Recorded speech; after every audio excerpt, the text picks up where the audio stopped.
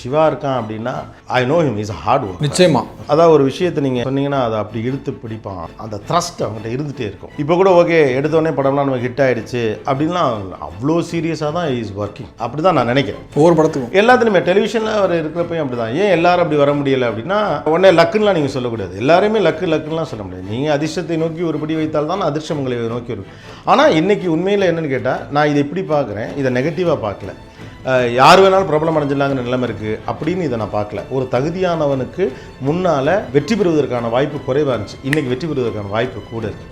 யோசிச்சு பாருங்கள். நான் நிறைய நேரம் நினைப்பேன், எவ்வளோ தகுதியானவங்க, நம்மளை விட புத்திசாலி, நம்ம விட நல்லா பேசுகிறவங்க, உண்மையிலேயே நிறைய விவரம் தெரிஞ்சவங்களாம் வெளியில் இருக்காங்க. ஆனால் கோபிநாத்துக்கு மட்டும்தான் ஆப்பர்ச்சுனிட்டி கிடச்சிருக்கு. அப்போது இன்றைக்கி வந்து ஒரு தகுதியான ஒருவர் அவருக்கு வந்து தனக்கான ஒரு பிளாட்ஃபார்ம் உருவாக்க முடியும். யூடியூப்பில் தொடர்ந்து ஒரு வீடியோ போட்டு மீடியாக்களை கவனிக்க வைக்கலாம். அல்லது யூடியூப்லேயே அவருக்கு ஒரு கூட்டத்தை அவர் உருவாக்கலாம், தன் கருத்துக்களை. அப்போ அது ஒரு நல்ல விஷயமா தான் நான் பார்க்குறேன். அதாவது இந்த டெக்னாலஜி வழியாக எல்லா பேரும் பிரபலம் அடைஞ்சிடறான் அப்படின்லாம் நான் சொல்ல மாட்டேன். பிரபலம் அடைதல் போது பரபரப்படையலாம். ஆனால் பிரபலம் அடைகிறதுக்கு உங்கள்கிட்ட கண்டென்ட் வேணும். அவங்களோட இன்டர்வியூஸ் பார்க்கும்போது வந்து நிறைய விஷயங்கள் வந்து சும்மா ஒரு மேல் டாப்பில் இல்லாமல் அவங்கள பற்றி நிறைய ரிசர்ச் இருக்குது உங்ககிட்ட. அதாவது குடும்ப சார்ந்த என்ன மாதிரி விஷயங்கள்லாம் கஷ்டப்பட்டாங்க. உதாரணத்துக்கு பார்க்கும்போது சாலன் பாப்பையா கிட்ட வீட்டில் நடந்து போகும்போது ஒரு இடத்துல வந்து ரொம்ப ஃபீல் பண்ணுவார்.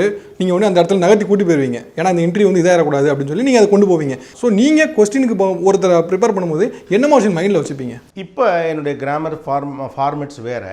அப்போ நான் அவங்களெல்லாம் இன்டர்வியூ பண்ண பீரியடில் வந்து அந்த ஃபார்மேட்ஸ் வேறு. ஆக்சுவலாக நான் வந்து ரொம்ப ஓவராக இருக்குன்னு நான் சொன்னால் நான் பயங்கரமெல்லாம் ரிசர்ச் பண்ணுவேன் நான். ஓகே.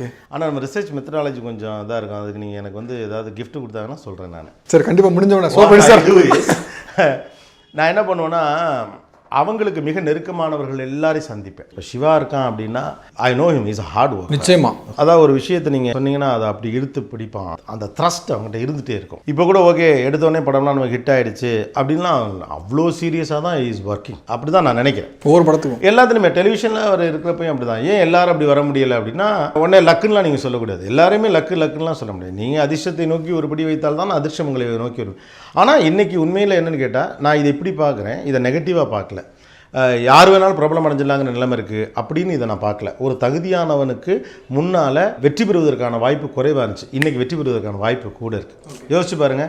நான் நிறைய நேரம் நினைப்பேன், எவ்வளோ தகுதியானவங்க, நம்மளை விட புத்திசாலி, நம்ம விட நல்லா பேசுகிறவங்க, உண்மையிலேயே நிறைய விவரம் தெரிஞ்சவங்களாம் வெளியில் இருக்காங்க. ஆனால் கோபிநாத்துக்கு மட்டும்தான் ஆப்பர்ச்சுனிட்டி கிடச்சிருக்கு. அப்போது இன்றைக்கி வந்து ஒரு தகுதியான ஒருவர் அவருக்கு வந்து தனக்கான ஒரு பிளாட்ஃபார்ம் உருவாக்க முடியும். யூடியூப்பில் தொடர்ந்து ஒரு வீடியோ போட்டு மீடியாக்களை கவனிக்க வைக்கலாம். அல்லது யூடியூப்லேயே அவருக்கு ஒரு கூட்டத்தை அவர் உருவாக்கலாம், தன் கருத்துக்களை. அப்போ அது ஒரு நல்ல விஷயமா தான் நான் பார்க்குறேன். அதாவது இந்த டெக்னாலஜி வழியாக எல்லா பேரும் பிரபலம் அடைஞ்சிடறான் அப்படின்லாம் நான் சொல்ல மாட்டேன். பிரபலம் அடைதல் போது பரபரப்படையலாம். ஆனால் பிரபலம் அடைகிறதுக்கு உங்கள்கிட்ட கண்டென்ட் வேணும். அவங்களோட இன்டர்வியூஸ் பார்க்கும்போது வந்து நிறைய விஷயங்கள் வந்து சும்மா ஒரு மேல் டாப்பில் இல்லாமல் அவங்கள பற்றி நிறைய ரிசர்ச் இருக்குது உங்ககிட்ட. அதாவது குடும்ப சார்ந்த என்ன மாதிரி விஷயங்கள்லாம் கஷ்டப்பட்டாங்க.